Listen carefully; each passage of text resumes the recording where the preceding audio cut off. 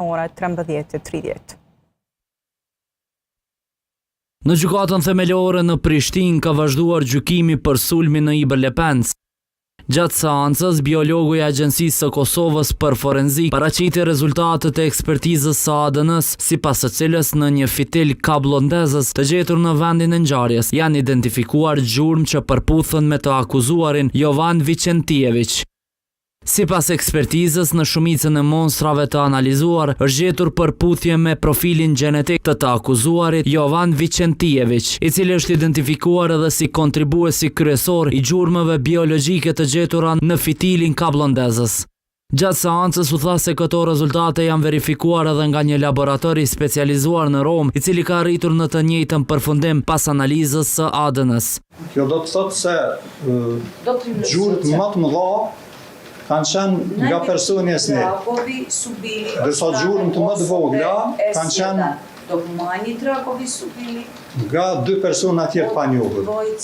Dërsa drejtori në Departamentin e Ujë Rigjenerimit në Iber Lepenc, Ernest Kërqeli, tha se në natën kritike kanë arritur të rikthenin vetëm 75% të furnizimit me ujë. Në natën kritike, në ditën e parë, me këthy furnizimin vetëm 75% të furnizimit të rregullt.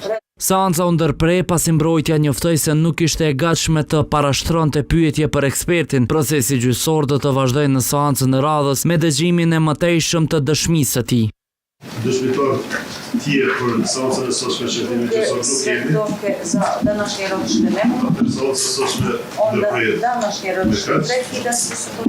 e njëjta vazhdon nesër në ora 13. Jovan Vicentijević akuzohet se bashkë me persona të tjerë ende të paidentifikuar ka kryer sulmin me eksploziv ndaj kanalit të Iber Lepencit në nëntor të vitit 2024. Sipas aktakuzës, nga shpërthimi u shkaktuan dëme të mëdha në infrastrukturën dhe u rrezikuan furnizimi me ujë dhe prodhimi i energjisë elektrike.